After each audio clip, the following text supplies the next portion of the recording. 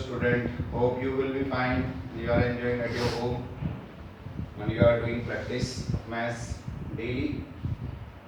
So today we are going to start next chapter, new chapter, chapter number 7. The name of chapter is coordinate geometry. Okay, coordinate geometry.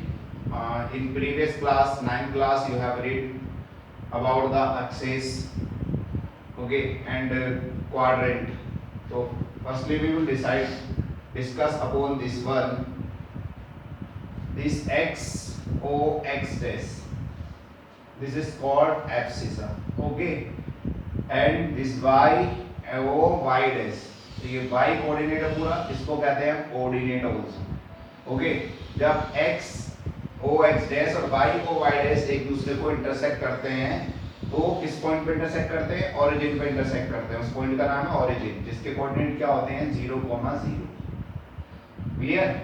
और जब ये एक दूसरे को intersect करेंगे x o x dash and y o y dash, तो इससे बनेंगे आपके 4 क्वाड्रेंट, 4 क्वाड्रेंट में डिवाइड हो जाएगा। First quadrant, second quadrant, third quadrant, fourth quadrant, okay. तो हमेशा हम क्या करते हैं, जब O से ये x और ये O से x डैश है, तो हमेशा देखा होगा आपने कि मिडिल से जब भी हम जाते हैं, 0 से या राइट साइड में जब भी जाते हैं, तो वो हमेशा पॉजिटिव में हम डिस्टेंसेस लेते हैं। क्लियर? तो इसका मतलब इधर जो जाएंगे हम, x एक्सिस पॉजिटिव में जा रहे हैं, तो इसका साइन जो बनेगा वो बनेगा प्लस, ओके। इधर लेफ्ट में जा रहे हैं हम, x O के लेफ्ट में जाएंगे, तो ये हमेशा माइनस में नंबर्स आते हैं, नेगेटिव नंबर्स को रिप्रेजेंट करते हैं, ओके। तो इसका मतलब यहाँ पे x डैश कैसा होगा? माइनस में होगा। क्लियर? अब इसमें चलते हैं। ऐसे ही यहाँ पे ये x o x नीचे वाले के लिए ये भी x डैश x एक्सिस जो है प्लस में होगा। क्लियर? ऐसे ही यहाँ पे ये x डैश माइनस में होगा। क्लियर? उसके बाद अब क्या करते हैं, y एक्सिस देखते हैं। अब हम ये इस वाले क्वाड्रेंट में मिक्स कर रहे हैं, फर्स्ट क्वाड्रेंट में। तो फर्स्ट क्वाड्रेंट में हमारा y एक्सिस है, तो y एक्सिस ये ऊपर की साइड है। जब भी ऊपर जाएंगे ओरिजिन से, हमेशा ये इंक्रीजिंग साइड शो करता है, और इंक्रीजिंग हमेशा किसको शो करती है? पॉजिटिव को शो करती है। तो इसलिए ये y एक्सिस किस में होगा आपका? प्लस में। तो इसके साइन जो बने हो क्या बने? प्लस, प्लस कोमा प्लस, यानी x एक्सिस भी प्लस में है और y एक्सिस भी प्लस में है इसमें। अब मूव करते हैं सेकंड क्वाड्रेंट में। सेकंड क्वाड्रेंट में देखिए ऑलरेडी x एक्सिस ये माइनस में, क्लियर? बट इसके लिए y एक्सिस है अभी भी, इस वाले क्वाड्रेंट के लिए भी y एक्सिस है, ओके। तो उस केस में y एक्सिस किसका है? पॉजिटिव है। तो सेकंड क्वाड्रेंट का साइन क्या हो गए? माइनस प्लस, यानी x पॉजिटिव हो गया और y वो x नेगेटिव हो गया, y पॉजिटिव हो गया इस केस में। अब चलते हैं हम थर्ड क्वाड्रेंट में। थर्ड ये देखिए x डैश माइनस में है, साइन है इसका, और ये y ये हमेशा डाउनवर्ड जाते हैं हम, ये डिक्रीजिंग को शो करते हैं। जब डिक्रीजिंग को शो करेंगे तो इसमें किस में मूव करेंगे हम? नेगेटिव में मूव करेंगे। तो इसलिए इसका साइन क्या बन जाएगा? नेगेटिव। तो इसके साइन बन गए माइनस माइनस, यानी x एक्सिस भी माइनस में और y एक्सिस भी माइनस में है। ऐसे चलते हैं फोर्थ क्वाड्रेंट में। फोर्थ क्वाड्रेंट में क्या है, देखिए x एक्सिस प्लस में है, y एक्सिस की डिक्रीजिंग हो रही है, तो डिक्रीजिंग शो कर रहा है, तो वो हमेशा किस में दिखाते हैं? हम नेगेटिव में दिखाते हैं। तो इसके साइन क्या हो गए? Plus minus. और ओरिजिन का कोऑर्डिनेट क्या होता है? 0, 0। तो ये तो आपका क्वाड्रेंट सिस्टम है जो आपने 9th क्लास में पढ़ा था कि फर्स्ट क्वाड्रेंट में जो होते हैं वो प्लस प्लस होते हैं, सेकंड क्वाड्रेंट में माइनस प्लस, थर्ड क्वाड्रेंट में माइनस माइनस, फोर्थ क्वाड्रेंट में प्लस और माइनस होता है। तो इसी की हेल्प से अब हमने निकालना है जो what is new for the 10th class. तो उसके लिए हमारे पास है डिस्टेंस फार्मूला। तो डिस्टेंस फार्मूला हम कैसे रिप्रेजेंट करेंगे? उसके लिए x डैश y डैश की ले लिया हमने। तो हमने इस फर्स्ट क्वाड्रेंट में लिए, क्योंकि प्लस में दिखा रहा है, हमने 2 पॉइंट ले लिए। एक पॉइंट ले लिया हमने P, एक पॉइंट ले लिया हमने Q। ये इसके कोऑर्डिनेट से सपोज करो x1 y1 और इसके कोऑर्डिनेट है x2 y2। क्लियर? तो इसका मतलब क्या हो गया, जब ये x1 y1 रिप्रेजेंट कर रहा है, इसका मतलब वो यहाँ से ओरिजिन से कितनी डिस्टेंस मूव कर रहा है? x1 डिस्टेंस मूव कर रहा है। कितनी हाइट पे मूव कर रहा है? y1।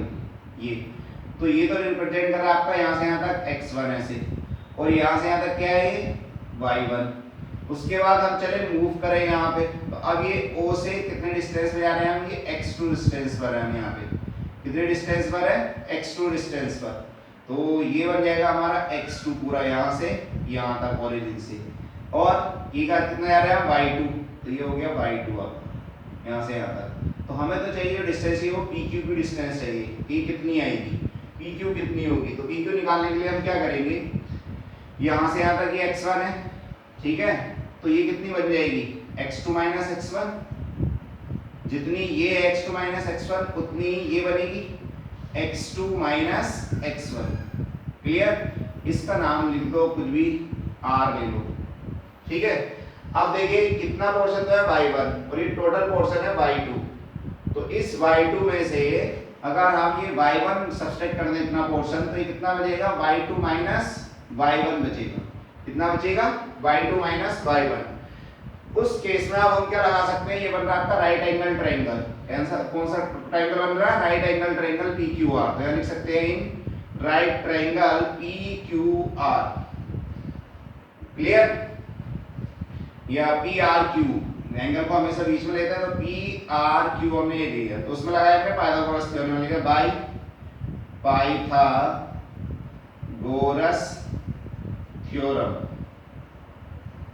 क्या बनेगा वहां से, PQ का square is equals to PR का स्क्वायर प्लस QR का स्क्वायर। PQ इसको सपोज कर लो D है, तो बन गया D square is equals to PR कितना है x2 माइनस x1, तो उसको लिख दिया x2 माइनस x1 का स्क्वायर प्लस ये कितना है y2 माइनस y1, तो उसको लिख दिया y2 माइनस y1 का स्क्वायर। तो d is equals to distance जो आ गई आपकी, वो आ गई square root x2 minus x1 का whole square plus y2 minus y1 का होल स्क्वायर। ओके स्टूडेंट, तो आपका नया क्या है, वो ये है डिस्टेंस का फॉर्मूला, इसको रिप्रेजेंट कर रहा है ये डिस्टेंस को,